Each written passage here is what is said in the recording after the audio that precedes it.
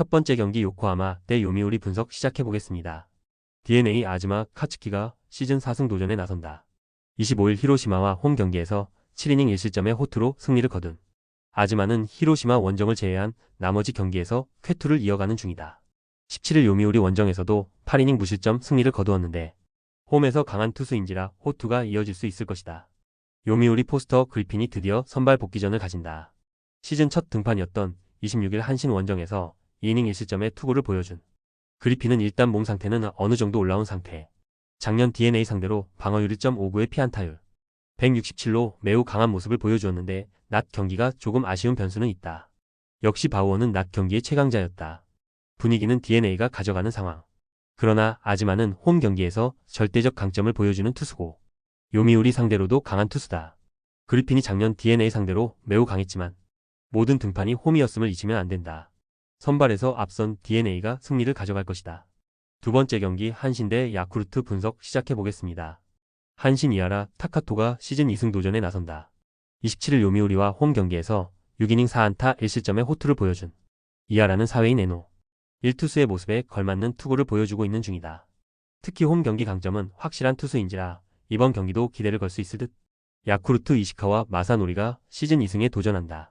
23일 히로시마 원정에서 1이닝 6실점의 부진으로 패배를 당한 이시카와는 극과 극의 투구를 보여주는 중 4월 9일 한신 원정에서 5이닝 3실점 승리를 거두긴 했지만 금년의 이시카와는 투구 내용은 은퇴를 생각해야 할 레벨일 것이다.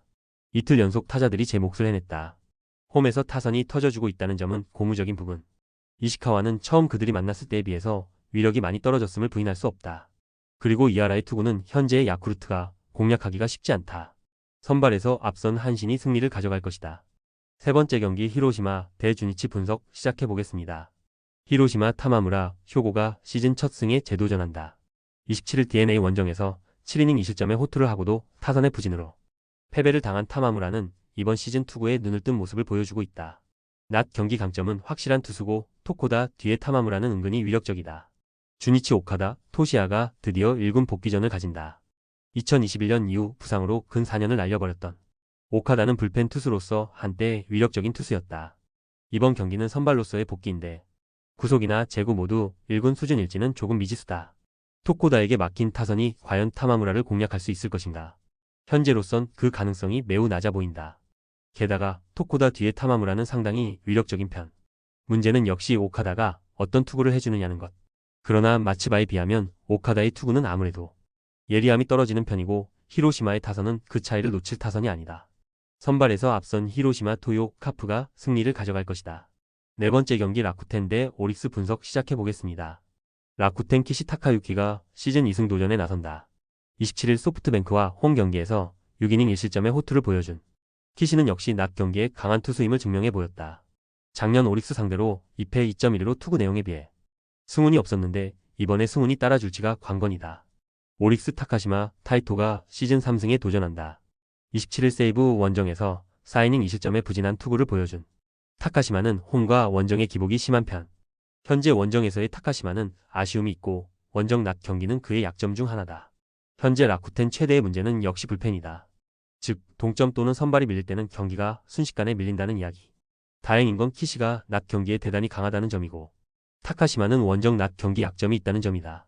결국 후반이 변수이긴 한데 오릭스도 불펜 허리는 약한 편이고 이 점이 결국 승부를 가를 것이다. 선발에서 앞선 라쿠텐이 신승을 가져갈 것으로 본다.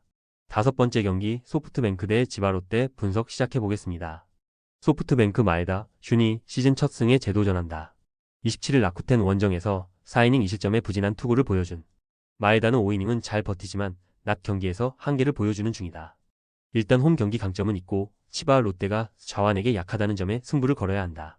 치바 롯데 오지마 카즈야가 시즌 2승 도전에 나선다. 26일 니포넴 원정에서 7이닝 2실점의 호투를 하고도 패배를 당한 오지마는 최근 2경기 연속 QS 패배라는 불운이 이어지는 중 금년 소프트뱅크만 만나면 경기가 꼬이고 있는데 개막 원정에서의 4이닝 1실점 역시 좋은 신호는 아니다. 1차전의 사요나라 승리는 시리즈의 분위기를 완전히 바꿔버렸다. 살아난 소프트뱅크 타선은 오지마 상대로도 좋은 모습을 기대할 수 있을 듯. 반면 치바 롯데는 좌완 상대 타격 문제가 계속 이어지고 있고 오지마는 유독 소프트뱅크만 만나면 풀리지 않고 있다.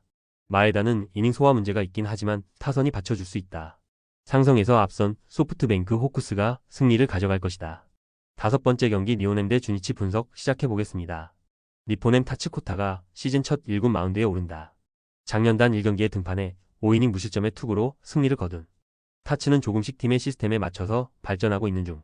특히 구속이 계속 올라오고 있기 때문에 임시 선발로서 5이닝은 제 역할을 해줄 것이다. 세이브 스미다 치히로가 시즌 5승에 도전한다. 26일 오릭스와 홈 경기에서 7이닝 7안타 무실점의 호투로 승리를 거둔. 스미다는 최근 3경기에서 24이닝 무실점의 압도적 투구를 이어가는 중이다. 4월 12일 니포넴 원정에서 8이닝 무실점 승리를 거둔 것도 이번 경기에 대한 기대치를 높여주는 포인트다. 결국 화력 싸움에서 승리한 건 세이브였다. 투수진이 받쳐준 상태에서 타자들이 제 몫을 해준다는 건 긍정적인 부분. 스미다의 투구는 이번 경기에서도 빛을 발할 듯. 타츠가 얼마나 버텨주느냐가 관건인데 타츠는 이닝 소화력에 약점이 있고 이 사이를 세이브가 파고들 수 있을 것이다. 선발에서 앞선 세이브 라이온즈가 승리를 가져갈 것이다. 조합은 아래 고정 댓글 링크로 편하게 말 걸어주시면 조건 없으며 스포츠를 좋아하시는 분들이라면 모두 환영합니다. 스포츠 당첨 어렵지만 그건 어떻게 하냐의 차이입니다. 두 눈으로 어떤 차이인지 직접 확인하시고 우리 모두 같이 승리합시다.